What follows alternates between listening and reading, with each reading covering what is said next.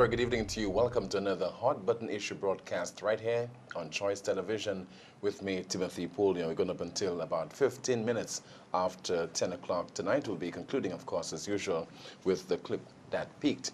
We are currently in the season of hearing about harsh economic times, hearing about the need for St. Lucia to address its fiscal deficit, and the talk of the possible a reduction in the size of the public service, or even calling on public servants at this time to take a pay cut. That is because of the high wage bill. And of course, we're talking about high debt.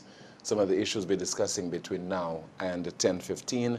We've been hearing from the side of the government over the last few weeks, and I'm sure that in the coming days we'll be hearing from the government as well, in particular the island's minister with responsibility for finance as to the way forward.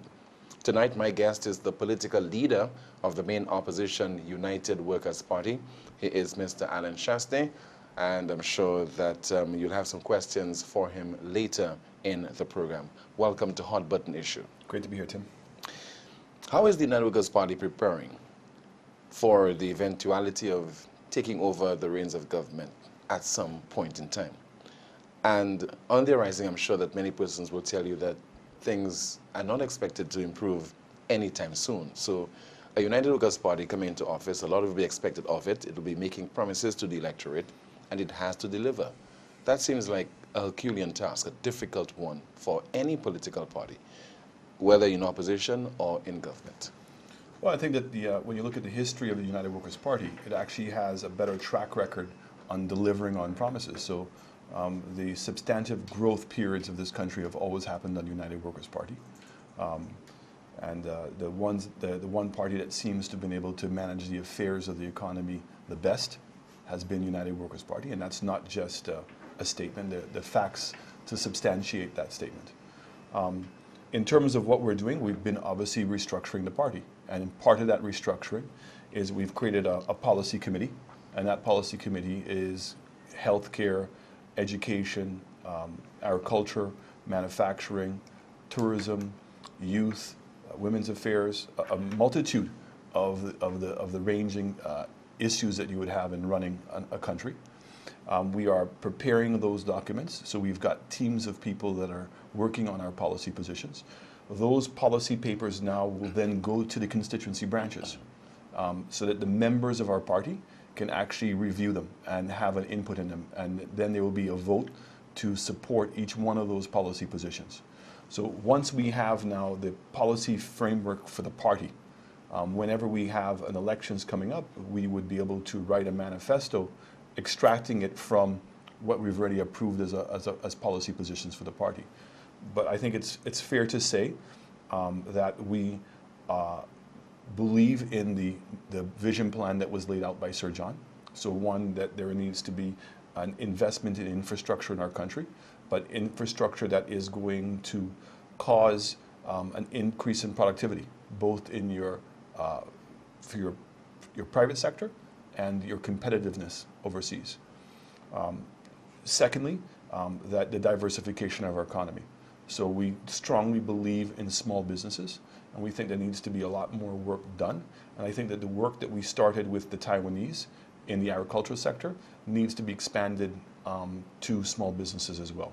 You said earlier on that the United Workers' Party is noted for delivering on its economic promises and stabilizing the economy. But you'd recall that during the reign of 2006 to 2011, it did promise thousands of jobs, and the United Workers' Party was not in a position to deliver. It failed to deliver on those promises. I beg to differ. No one had expected to go through the worst recession in the world. I mean, and I know that you're accustomed to having politicians. But still, it did not deliver, recession or not. Well, but you can't say that. The recession that we had was not an ordinary recession. Literally, banks closed down. The world financial sector stopped. So if you take, for instance, the Ritz-Carlton project in Black Bay, okay, a lot of people are still confused as to actually what happened.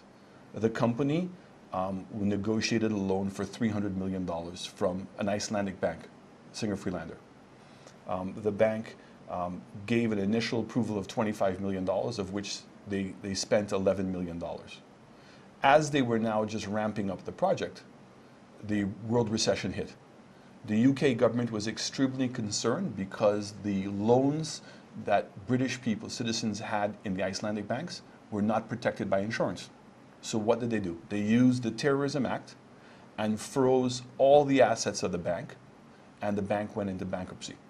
Okay? So it meant the monies that Ritz-Carlton was supposed to have received, it could not receive because the bank went into liquidation. In that liquidation process, the bank now the liquidators wanted to reclaim the money that were issued, or as much of it as possible. Where was the developer going to borrow money? Bear Stearns had gone under. Goldman Sachs and all the major investment firms were forced to integrate with banks. The US government, UK government, and all the major developed world financial institutions were being bailed out. And no projects, nothing, it wasn't just in the Caribbean. In the entire world for 2 years, there was no money being lent. Now, that also meant a major fallout for St. Lucia because of our investment in that particular initiative. That's not true. In fact, if in fact we had not done the project the way that we had done it, then it would have been a fallout, because the Labour Party initially intended to sell the land to the developers for a peppercorn price, for $10,000 an acre. Okay? So if that had gone through, it would have meant that the project would have owned the land, and as such, when the project went into receivership, the receivers would have owned the land, and the government of St. Lucia would have been out, because it would have sold the land at a cheap price, expecting to get the development, and it would not have gotten the development, and it would have lost the land. The fact is what we did is we put the land in as preferred shares. So when the bank came in, when the receivers came in to reclaim the money, recognizing that the government was a partner, okay, did not put the project into receivership. And that was a major commitment undertaken by the United Workers' Party that unfortunately saddled the St. Lucia Labour Party administration. Had to find the money there then to ensure that the land remained in local ownership. And again, that's another misconception. There's two payments that were made. Okay, the first payment that was made was that Honeymoon Beach, which was owned by Jamaicans, wanted to sell the Honeymoon Beach to the developers at an extremely high price. They bought the lands for under $2 million and wanted to sell the land for over $15 million. Okay, this is some 15 years later or 20 years later. And the government didn't feel that that was the appropriate price, and the government did a compulsory acquisition. So the government acquired the land from the people and in exchange paid them money. But the government got the land in exchange. The second payment that's being made is $8 million, which is the bank was owed $11 million. And the bank agreed to accept $8 million from the government of St. Lucia. And in exchange, all the remaining lands that were in the development have now been handed back over to the government. Now, some of those lands were the lands that governments had put in, which was in Black Bay, and over 200 acres of land was lands that the developers themselves had bought. So the government has land in exchange for the money that it's put in, whereas if you compare it to what happened at Rochemel, in the case with Rochemel, the government of St. Lucia, through the Prime Minister, gave a guarantee of over 12.75 million US dollars. But in essence, what you tell me and got nothing. Therefore, it takes us to the peculiarities of governance, okay? And in certain particular climate, particular environments. So therefore, the fact you're about to make such promises to the electorate in the run-up to the 2016 general election, saying that you have a policy committee that will be putting together and you'll be coming up with those ideas and forwarding it to the electorate, does not mean that in the end that there are any guarantees that anything of note will materialize. There's not, but here's the issue. I mean, you have to measure the United Workers' Party in terms of how it responded to what was given to it. You know, at the end of middle of 2008, we had a financial crisis. You know, the government could have easily said, okay, and made a whole bunch of excuses. It was then a drought, it was an earthquake, and then we had Hurricane Tomas, which was the worst natural disaster we ever had, which caused hundreds of millions of dollars of damage. I never remember once our party coming out publicly and making any excuses. But guess what? Relative to everybody else in this region, the only economy to have grown during that period was St. Lucia. The only one. And that when we lost, what's it called, EC Express, and we lost Biwi Express, and we lost Caribbean Star, and we lost Air Jamaica, Okay, we were immediately able to think on our feet and make up those numbers in other markets. Okay, on the other hand, the Labour Party, who came into office in 1997 until 2006, those were the best years in the world's history, economic history. But it experienced 9/11. Yeah, but it was only for 1 year, and not even for that. But So what about, no, but that was, look at the long-term effects of 9/11. There was none, not for the Caribbean. In Unprecedented. fact, no, in fact, there was a boom for the Caribbean because what 9/11 did is caused the fare to travel further abroad. And the Caribbean boomed after 9/11. When you look at the tourism statistics for St. Lucia, right? The fastest growth that you had was in 2002 and 2003. But then the damage had been done following 9/11. Only for a 6 or 8 month period. But then there was a quick recovery by the entire Caribbean. I don't buy that. But the fact is that the Dow Jones, the money that was being generated in the world, the growth of GDPs around the world, okay, was unprecedented. There was never a period of time in the world's history in which the economies grew consistently. I mean, America literally grew out of its debt under Bill Clinton. But remember, the common thread there is administration after administration can point to certain situations that would have certainly stymied its efforts in terms of causing the economy to grow, whether it's the United Workers' Party or the Senatorial Labour Party. Can you agree to that? No, because I think that you cannot control what future is going to have for you, but you can adapt. And either you have a policy or a process, or you believe in an ideology that keeps on causing you to grow. So, the world shuts down in one area, you go and focus in another area. But that growth has to be a relative one. I mean, in that particular period, to have been able to grow at all, okay, was remarkable. And here's the remarkable thing, and this is the number that we don't want to focus on, because you had the Prime Minister of Mauritius that was recently here attending a conference. And Mauritius went into over $1 billion of added debt after the recession in order to stimulate the economy. Okay? The United Workers' Party did not. We only increased the debt to GDP by 10% in the 5 years that we were in power. But in the final analysis, both administrations are responsible for the level of borrowing that is certainly proving to be very catastrophic for us right now. I think that's a very unfair statement. Whether it's the United Workers' Party or the Senatorial Labour Party, what do we have Mr. Chastanet, what do we have to bank on apart from borrowing? What do we have to bank on? No, but it's the same tourism, the same manufacturing, the same financial services, the same agriculture. Okay, but I want to correct this statement. I mean, and again, the numbers are there to substantiate what I'm saying. When the Labour Party came into power in 1996, 1997, the debt to GDP was 36%. Right? And look what Sir John had accomplished from independence in 1979 to 1996. With all the assistance, with the banana industry doing very well, with preferential treatment on the European market. And guess what? So he meant that he was investing money, spending money in areas that allowed the country to continue growing. On the other hand, what have we seen here in the last 3 years? We've seen a government that has unprecedented period of spending, but the economy has contracted. So what does it tell you? That they've not spent it well. Can you tell me where they've spent the money? Have they improved the competitiveness of our country? Have they done anything to cause investment to take place in our country? No. But it wasn't the same thing for the United Workers' Party when it was in power between 2006 and 2011, where the economy grew minimally. There was little to no investment taking place because of the 2008 recession, global recession. But what we did is we got the investment to take place in a different form. And that would by be increasing the number of tourism arrivals.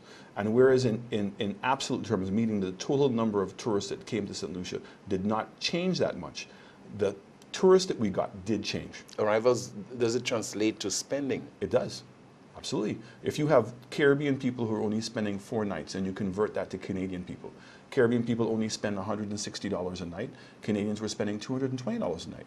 That absolutely converts into a change. You went from a decrease in UK arrivals to an increase in US arrivals, and Americans tend to spend substantially more money. So we saw a huge increase in. So every single tourist, when they come here for 1 week, is a small investor. We also saw the continuation of the real estate market. So we were keeping our head above the water. Now, it's a shame, and I think that if you want to criticize the party, we didn't get the airport project off the ground. And there's no reason why we should not have gotten the airport project off the ground. We did not get the Castries redevelopment project off the ground, and we should have gotten the Castries redevelopment project off the ground. And those are critical projects in order to be able to increase the capacity of the country and then giving us an ability to be able to grow. Are you laying blame at the feet of the then Prime Minister, Stevenson King? No, I blame... For the tardiness in the execution of those projects? I could never do that. But you said that I was a member of the cabinet. The cabinet takes the responsibility. It's not about any one individual.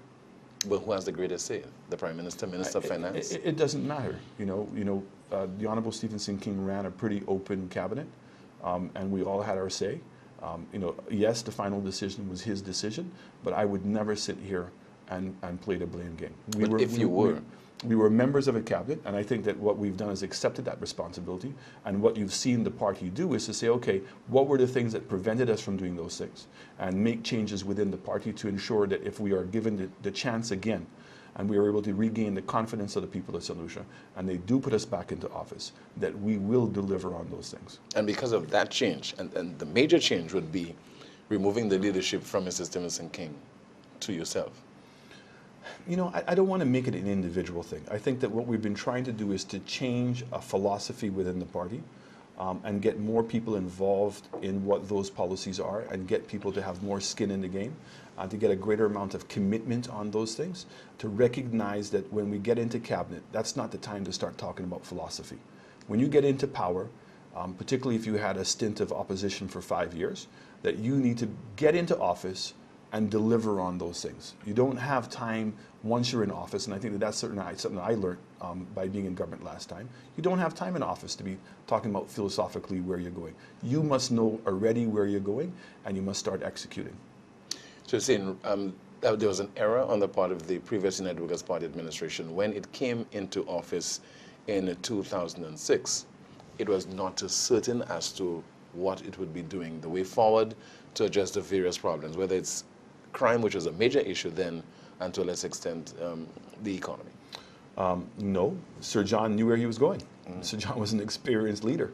But the problem was Sir John died 8 months, got a stroke, 8 months into office, and then died, in September of 2007. September 2007, So all of a sudden, you now had a new leadership, you had a new executive, you had to adjust on the fly. And it was in that process that people had to revisit Sir John's vision and determine whether we wanted it. Some people understood the vision, other people didn't. But when you're a part of a party, it's a process of consensus, and you have to go with what the majority votes for. And therefore, subsequently, you took the decision that you really want to lead. I get the impression you tell yourself that you have the ideas to take St. Lucia forward, and therefore you took over the mantle, or you forced yourself to receive, or you presented yourself for the leadership to get the mantle of the support from the delegates of the United Workers' Party in the last convention, because you wanted to have the greatest say in the stewardship. We felt that the party had not changed since 1996. When Henry Giraudy died, and Sir John left, George Mallet left, a lot of the core stalwarts of the party, there was a huge change. The party never really restructured itself. It adopted a new constitution, but it never really implemented that constitution. And there's a lot of reasons why I was not there, but I can clearly say to you that the party did not transition itself into a new United Workers' Party. So a group of us got together of what we call like-minded people who recognized that we needed to transform the party. We needed to restructure the party, and we needed to create a new United Workers' Party. And we presented ourselves to the delegates of the party. And what we said to the party is that traditionally, during a convention, you elect individuals, one to be the leader, one to be the chairperson, one to be the deputies, etc. And we asked the party to elect a group of individuals because we felt that we needed to have like-minded people at this point. And I've repeated myself, and I'm going to repeat it again tonight. I was elected along with other people in my party, the chairman, the deputy chairpersons, the deputy political leaders, the electoral officer, the mobilization officer, all of us were elected with a very clear mandate: restructure the party. I think that, not that I think, I know that the next convention will be one in which I believe who prevails as the political leader at that convention, more than likely, will be the person who will lead the party into the next election. So while I can think of where I think the party ought to be going, I'm certainly not been campaigning, I've not been pushing myself as the political leader to become, for the next elections. Therefore, anything can happen come the next convention, and you're not even certain of leading the United Workers' Party into the 2016 poll. No, nobody would be certain. I mean, we have a convention every year. I mean, that is the choice of who the delegates are. Now, I believe that we've done, as a group, we've delivered on all the things we said we were going to do. I think the United Workers' Party is in a better place than it was. I think that we're getting stronger. I think people are now starting to understand some of the things that we've been trying to do. We've been through some difficult times. We've been able to manage ourselves, I believe, fairly well through those storms. But don't you think you're going through difficult times as opposed to saying we've been through difficult times? No. Because your Castries Central MP is still not part of the fold, the United Workers' Party fold, and the same obtains for the likable Mr. Stevenson King, the Castries North MP. Neither one of those individuals is holding back the party. Meetings are still taking place, decisions are still taking place. The party has a very clear idea in terms of how you're supposed to conduct yourself if you are a real member of the party. But while they remain on the periphery, there's this clear indication that this is not a united Workers' Party. Tim, we have regular meetings. The meetings are well attended. Decisions are being made, all right? And we're proceeding. Now, you cannot have individuals who want to hold party ransom, and we're not even in office. And you have one of those individuals that did the same thing when we were in office. That would be? Richard Frederick. In what way did he do that? You forget, after Sir John died and there was the leadership struggle, he was involved in that, along with some other people. So all I'm saying is that the party learned from that. The party believes that a significant part, a reason why we lost the election was the disunity within the party. And we have resolved ourselves to fix that problem. And that's why you don't see, I mean, I'm not sitting here and there's nobody in the party. The fight is not with Alan Chastanet and Richard Frederick. The fight is not with Alan Chastanet and your Honorable Stevenson King. We're a party. We make decisions collectively and we're proceeding. But we're no longer going to be held ransom by any one individual. So you're not prepared to contest the next general election with Mr. Richard Frederick as the Castries Central? That's not a decision that Alan Chastanet can make. That's a decision the party will make. If you're in a position... There's going to be a meeting on this weekend, April 27th, a National Council meeting, and I'm pretty sure that that issue will be coming up. And we'll see what the outcome of that decision is going to be. What will be your take at that meeting? I can't express that publicly. I mean, that's a meeting. But you will be expressing some sentiments with regard to whether Mr. Frederick should remain within the United Workers' Party or not. I clearly will have my own personal opinion. Likewise, I hopefully other people in the party will. And then after we've had a discussion, we will put it to vote. And you'll do the same for Mr. Stevenson King? I think the Honorable Stevenson King is in a bit of a different situation than the Honorable Richard Frederick. But anyone who is going to not recognize the decision of the majority of the people in the party and who are not willing to conform to the rules of the party, right, will be dealt with accordingly. And that, in the case of Mr. Stevenson King, you're not too sure as to what should happen? No. Because what? He's a good guy. No, he still has... He has political capital. He does clearly have political capital. Stevenson King has been around, for 32 years. And he, a long-standing member of the party. I mean, a significant member of the party. Clearly, there are people who are not happy with how he's conducted himself and what is going on. But all families, at some point, have these kind of disagreements. And eventually, hopefully, they can get it resolved. I'm still hopeful that we can resolve whatever differences there may be. But at the same time, the party is moving on. It's not like the party has stopped waiting for the Honorable Stevenson King. he is the one who has to make the decision. The party's already made a decision. The party has chosen Gail Rickebert as the new leader of the opposition. And we're continuing to go on with our meetings and continuing to have our policies. And I wish he was there because I think that he could provide valuable experience to some of the decisions that we're making, but the party's not waiting, Tim. And I can say to you categorically, the party will not find itself in the position where any one individual or a group of individuals will hold the party ransom. We recognized where we went wrong and when we were in power last time, the impact it had on our members, the impact it had on the confidence of the general public, and the party is committed to become the preferred political party of St. Lucia and recognizes to do so that we have to be a team at work. But as we stand now, it is clearly a party that is divided. It's not. Why do you say that? But if you have two key...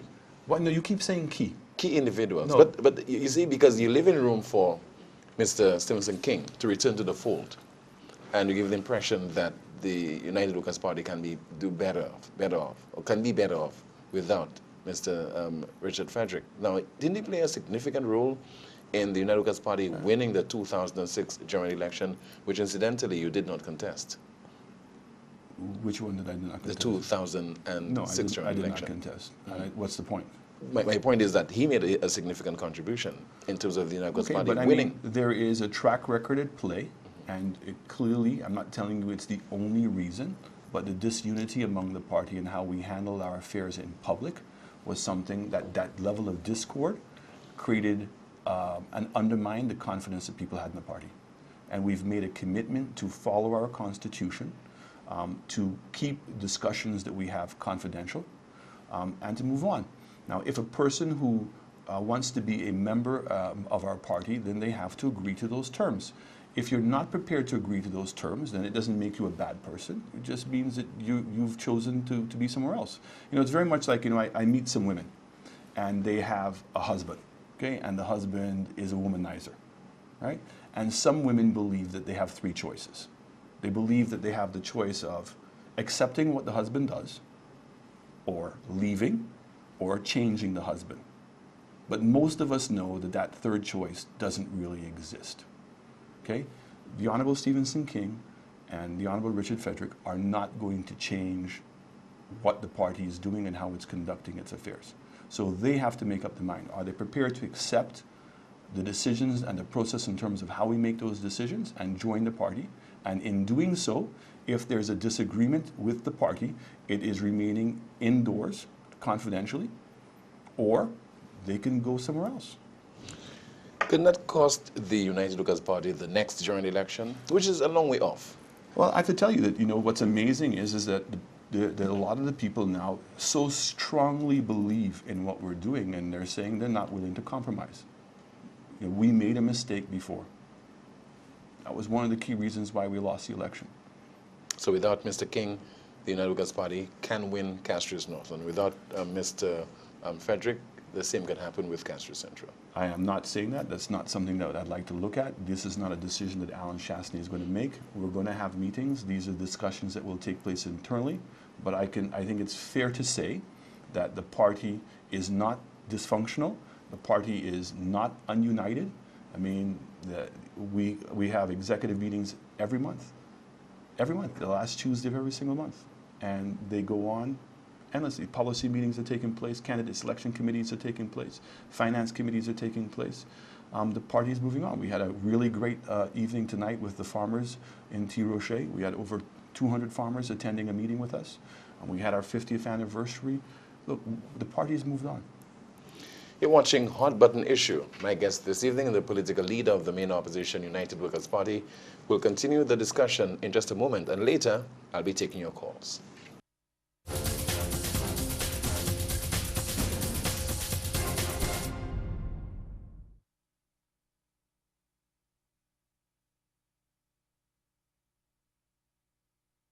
On Choice Television with me, Timothy Poleon. My guest, once again, political leader of the main opposition, United Workers' Party, Mr. Alan Chastanet. Considering that the economy is a bugbear and any administration coming into office come the next general election will have to confront it, What gives you the impression that the United Workers' Party will be able to successfully deal with that problem to the satisfaction of the electorate? Well, let's look where the economy is right now. We've seen a substantial increase in unemployment. We've estimated that close to 4,000 solutions have lost jobs since this administration has come in. We've seen that the debt has increased by 14% this year and has increased 17% since they've come into power, the debt to GDP. So we're now at 89% debt to GDP. CAB-CRIS, which is the rating agency, has downgraded us from a B plus to a B. And I would say to you that probably there's a very good chance that they're going to downgrade us further in the next couple of months. We've seen that the fiscal deficit has continued to climb. And then we've now know that the economy has contracted. So where are we going to go? What are the solutions? This government, we believe, in this budget, are going to provide three solutions. One is that they're going to increase taxes.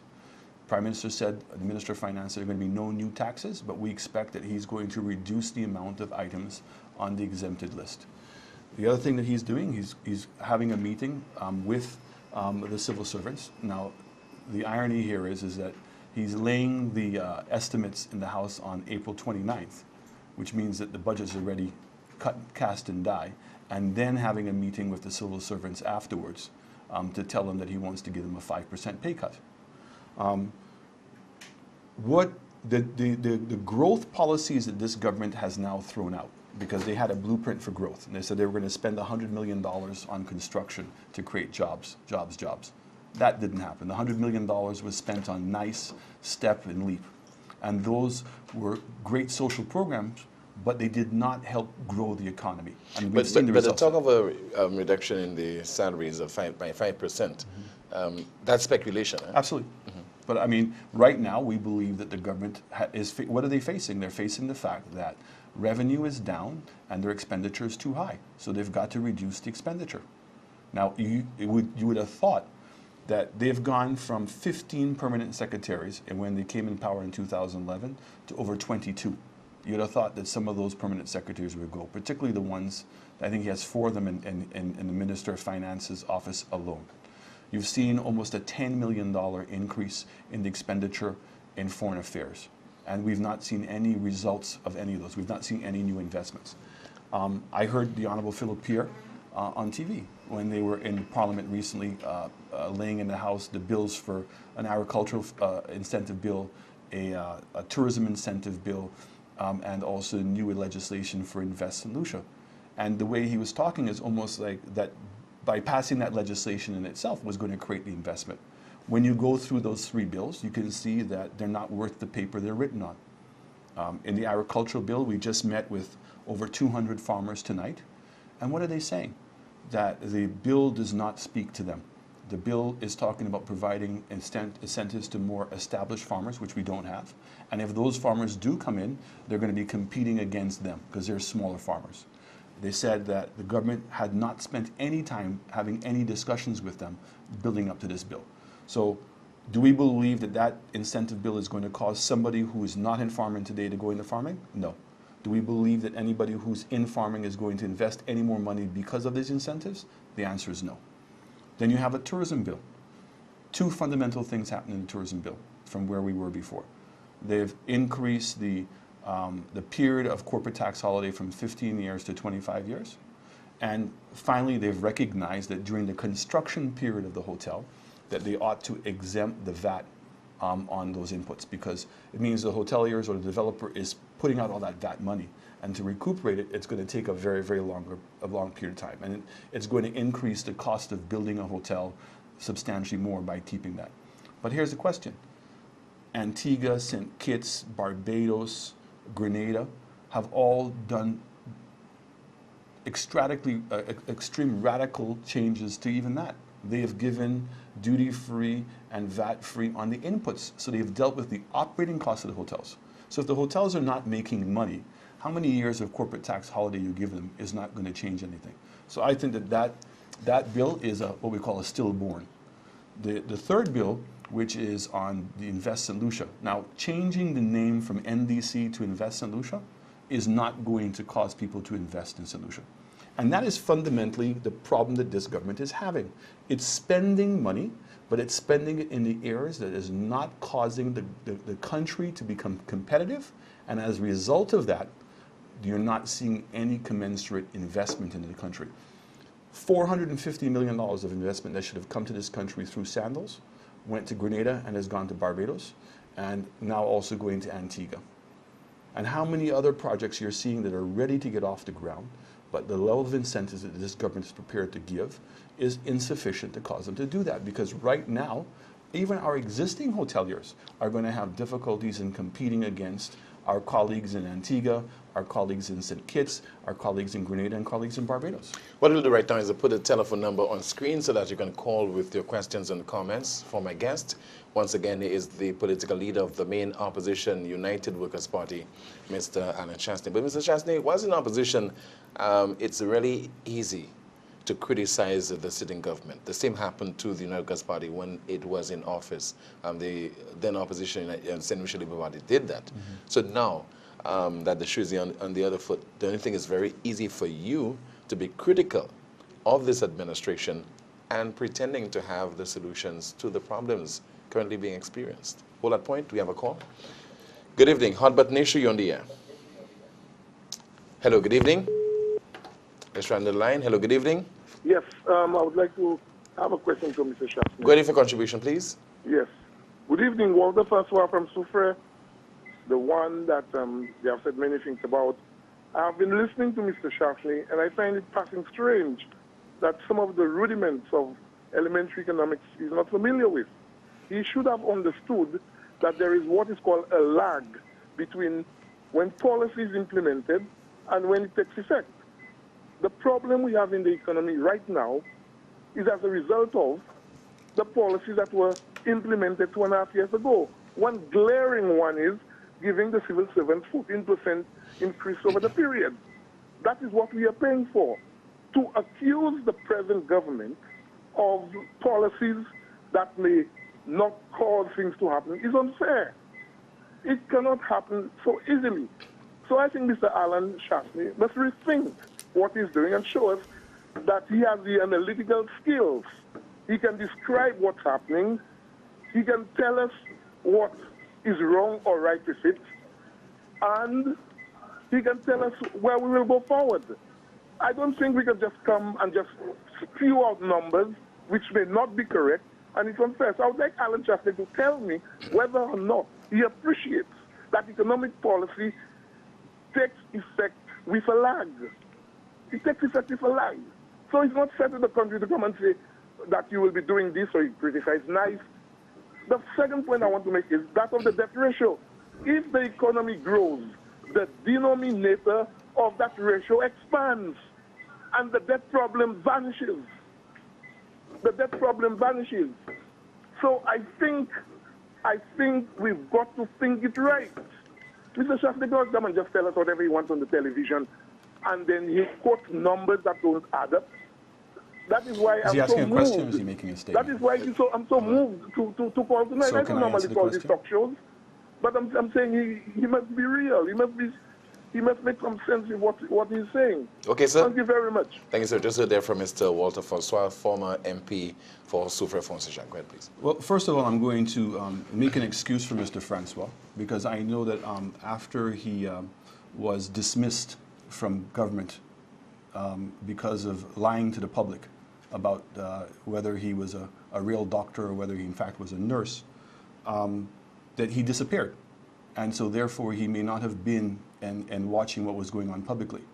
That his political leader was marching with the unions, saying in fact that they deserved more than 14%, and that they deserved it, that they were hardworking people.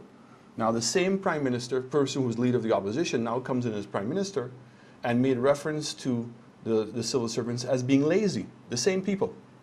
So if anybody wants to take blame for the 14%, the Labour Party must take as equal amount of blame as the United Workers' Party. But let's also remember that during the regime when he was in cabinet, that they did not give the civil servants an increase for almost 10 years. 0, 0, 0 was the cry on a constant basis. So I don't think that it's fair that he can lay the blame on the United Workers' Party. And when his government came into office, that 14% was already part of the calculation. In terms of what he was saying about the denominator, yes, if you can grow the economy. But this government has shown that they cannot grow the economy. In fact, the economy has contracted. And yes, there would be a lag. So in 2012, they benefited from some of the things that the United Workers' Party did, and the economy grew by 1.8%. But guess what? Since then, the economy has been contracting because the policies now of the Labour Party are now in full effect. So they have nobody else to blame but themselves. And you know, when I see what Mr. Francois is doing with the Soufriere Foundation and what he's doing in Soufriere, it's criminal. Criminal. We have another call. Good evening, this is Hot Button Issue. Hello. Hello. Hi, good evening to you, caller. Hello. Hi, good evening to you. Hello. Hi.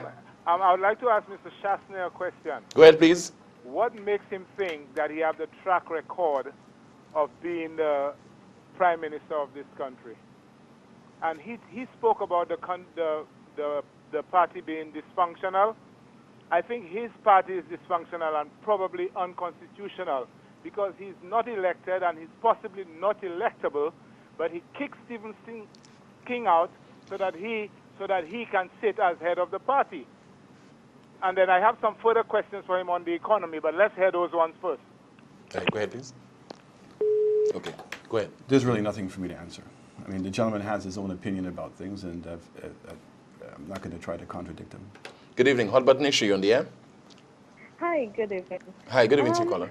Just a few questions for Mr. Chastanet. I heard him respond to the first caller, who was Mr. Francois from Mr. French, and he actually said that he lied. I want to ask Mr. Chastanet, who hasn't he lied? Because all the lies that I have heard him speak, I want to ask him specifically about the 50th anniversary speech of his party, and he said about the bridge and also the Which bridge, caller? Which bridge? The bridge in Soufriere that was unceremoniously, he destroyed it hours before general election. I want to ask him whether he has a heart to see that he would have stood there and not informed the fire service, police. Nobody knew that this was going on. I also want to ask him specifically of the multipurpose court infrastructure, which he claims that they did. Let me tell him that this was started in November of 2012. It ended in April 2013. He also said that he brought water to Diamond, which is false. It was actually Sequoia who did that. So I just want to ask him to clear this and, just own up to you as being a future candidate. You want to represent us. You want to represent St. Lucia. I just want you to own up to that, because what you actually said on that speech is actually false. I will listen off air. Thank you. Thank you so much for calling, ma'am. Well, thank you so much for allowing me to be able to clear the air, because, I mean, the bridge in Soufriere, all the works actually had been done months before, because as you recollect, when the bridge was broken down, there was already a pedestrian bridge that was built to the side. The water, the electricity, the telephone lines had all been reconnected. And also there was a bypass road that was built all the way around through new development and all the way to the back of Soufriere. So the information that you've provided is not accurate. And I think that the people in Soufriere clearly know that if in fact we had not broken down that bridge, and you hear the cry all the time, that the Labour Party, who has been in power in Soufriere for now 4 terms, and had been 2 terms previous to that while their party was in power, could not do it. And the same Walter Francois who called up, the solution to the one-way bridge in Soufriere was to put lights. So that's one. In terms of the multi-purpose complex in Fonsejac, I never said that I built it. I said that the pressure that we put on the Labour Party and this statement that the Prime Minister keeps coming down. He says to the people of Soufriere that they have a special place in his heart. And all the Labour people keep saying that. And Fonse Jacques has been extremely loyal to the Labour Party. And when you saw the condition of the playing field, and we made it part of our manifesto, that in fact, if we had won and I had been elected in Soufrière, that we were going to be putting a major facility and fixing up the facility in Soufrière. So yes, the Labour Party did build it, but look what it took in order for them to do it. It took some real pressure, and I applaud the people in Soufrière who did support me and showed the Labour Party that they were no longer going to sit idly by and give them loyalty uncontested. In terms of the diamond, when I went around to the constituencies of Soufrière, I asked each constituency to identify one project. The people in Diamond, when I went up there, said, Mr. Chastanet, we've been waiting for water. The source of water for Soufrière is in Diamond. But in fact, the people in Diamond had to go down to Soufrière and get it at the standpipe and carry the water back up to Diamond. And Sequel was closing down. We already had allocated monies in the Ministry of Communications and Works to do that project. But when Sequel was closing down, through the Prime Minister's office, we facilitated to allow them to use some of the remaining monies to actually do the water project. So I did not physically do it, but I did cause and I did lobby my government to be able to put the water into Diamond. Good evening. Hot button issue, you on the air? Yes, good evening. Hi, good evening to you, caller. Yeah, Mr. Chastanet, good night. Good night, sir. I just called to thank you that whilst you were the Minister of Tourism, I passed in the harbour and I saw about 14 cruise ships one day, so I want to thank you. I also want to thank you for... Okay, caller, hold on. Obviously, you're being facetious, right? No, I just want to thank him. No, caller, we ever had... Hold on, caller, hold on. Please, this is a serious program. We ever had 14 cruise ships in the harbour? No, well, from my counting, No, caller, no. It never happened, okay? So let's not be facetious, let's be very serious. You have some very serious issues to discuss this evening, and if you have a serious point to make to Mr. Chastanet, I will allow you to make that point. If you have a question, go right ahead. But let us not be facetious. This is not a comedy show, sir. Okay, let me just ask Mr. Chastanet that what was the reason of going after Stevenson King? What was the purpose? You know, Mr. King, he did very good, and one of the reasons you said that he wasn't submissive. So, in Stevenson King and Gail Rigobert, are you saying that she is more submissive than Stevenson King? That's one question. And the second question, is it true that 3 High Court judges deemed you as one who is not speaking the truth? Thank you very much. Thanks for calling, sir. With regards to the Honorable Stevenson King, as I said to you, that this was not an issue between myself and Stevenson King. This was an issue between the party and Stevenson King. After the election, after the convention, and I was elected political leader, the constitution of the party suggests or says that you ought to have an extraordinary council meeting, and at that meeting that you ought to select the leader of the opposition among the 2 deputy leaders that you have. And the deputy leader that we had that was elected, that is a member of parliament, would have been Gail Rigobert. So that was suspended in order to allow the Honorable Stevenson King to remain as the leader of the opposition. There were things that transpired. There were meetings that we had with the Honorable Stevenson King. There was then an extraordinary council meeting, and it was an 8-hour meeting, and everybody got to speak. And of the 60 members that got to vote at that meeting, 3 people from each of the constituency branches and plus 1 trustee, that when they got, and the executive, sorry, and when they voted, 50 people voted to install the Honorable Gail Rigobert as the leader of the opposition, and 4 people chose to keep Stevenson King there. So this was a party decision, and this was one that was done very democratically. So I'm not so sure what you're suggesting about submissive. That never really came into play. There were a lot of discussions, and that was the outcome of the discussion. In terms of the court cases, I'm glad that you brought that up, because everybody, and particularly the Labour Party, continue to go on about the Tuxedo Villas, and that the judge said that I lied. The judge never said I lied. The first judge said that I was a credible witness. And what happened in that case is that in my affidavit, I said I was not at the cabinet meeting. The minutes of the meeting showed that I was there. And the reason why the minutes, as we discovered, show that I was there is that I physically arrived on island that day. So I have my airline ticket to show that I arrived at 3:30. The earliest I would have made it to cabinet was at 5 o'clock. And in those days when you had cabinet meetings, it did not put in what time you arrived. So either if you came in very, very late, it still showed you as being in attendance. So the judge believed that story and said I was a credible witness. When the Labour Party, or the Honourable Kenny Anthony, appealed the case, they asked that that be struck out. And in the appeal, the judge struck out that statement. But he did not install the contrary to it, meaning that he didn't then go on to say that I was not a credible witness and that I was a liar. That was never said. So hopefully we can clear the air on that issue. Another call. Good evening. This is Hot Button Issue. You on the air? Yes, hello, good evening. Hi, good evening to you, caller. Good evening to your guest. Mr. Chastanet, you alluded that 9/11 happened under Mr. Clinton. No, it didn't. It happened under George Bush. And the World Trade Center was the bedrock, the mecca of the world capital, the financial capital of the world. Up to today, we're still feeling the effect of the 9/11 crash. To say that it only felt for 6 months is wrong.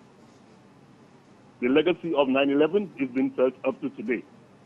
So I think you should take that statement back and go on with your goodbye for now. Okay, thank you so much for calling, sir. So the statement that I made was that America grew the fastest under Clinton, which was before 9/11. So that was when the Labour Party came into power in 1997. Right, Bill Clinton was in power, and America had reduced its debt. The dot-com companies were growing. The Dow Jones was the fastest growing ever. I will not take back my statement about 9/11 because it's 100% accurate. The Caribbean was a huge beneficiary of 9/11, as it was after the Gulf War, because what there was a tremendous fear of terrorism, and as a result of it, we had a boost in arrivals down here in St. Lucia and for the rest of the Caribbean. Final call. Good evening. This is Hot Button Issue. You on the air? Hello, tonight. Hi, good evening to you, caller. Mr. Chastanet, UWP needs to be reshuffled with Gail out because Mikunov has always been a flubble stick, and it will now. All right, thank you so much. Just again, the final comments from you, sir. Well, Tim, I think that we have a lot to be very fearful of. The Labour Party, and under the leadership of the Honourable Kenny Anthony, I think have more than proven that they are incapable of running this country. You know, the Prime Minister had indicated when he was coming back into office this time that he was going to be demitting office before the end of this term. I'm really hoping that the members of the Labour Party are going to hold him to that, because we certainly cannot manage any more of the decisions he's making. There is no growth that's taking place. Unemployment is increasing. I've just heard that there's going to be a bank closing down 3 branches next week. There's another 60 people going off to work. We've seen massive contraction in the banking sector. And as you know, those are jobs that you cannot replace. The debt to GDP, I estimate that if we keep going at the pace we are, that will be over 100% by the next time we're having a budget next year. The government is playing a Russian roulette game with our foreign affairs. They have on one hand said that, that there's no strings attached to the money that they're receiving from ALBA, and the decision to join ALBA and Petrocube have no conditions attached to them. Yet, we've seen that our foreign policy and our voting at the OAS and the UN has dramatically changed, and I think that's putting us in a precarious position. Furthermore, we're seeing that there's no new investment coming into this country right now. And I think that we're all extremely concerned. And when I walked around the Castries market, these are people who are not supposed to be educated. These are people who are not supposed to understand economics, and that they have a better understanding of what's taking place in St. Lucia. And it was simple. They said that people do not have money to spend. And the reason for that is because people don't have jobs. And in particular, almost all of them said that they were concerned about the young people.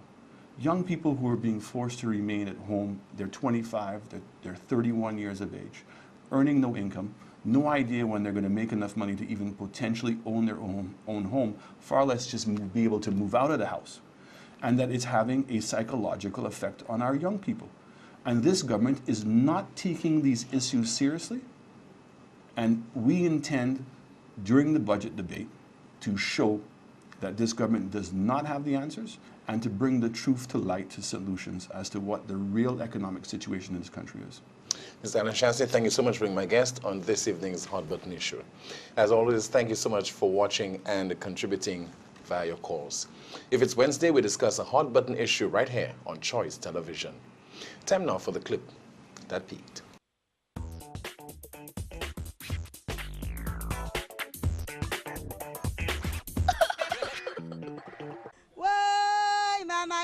Panila champanista, panila champanista, ouais, mamaila, panila champanista. Mamaila, actuellement, bagay mauvais, bagay pas qu'à faire qu'on entend. Mais nous avons pris teasing par teasing. Bagay la wed, pan travail, nous avons pris qu'on nous paie, pas ni l'argent. So, à nous prendre qu'on nous paie.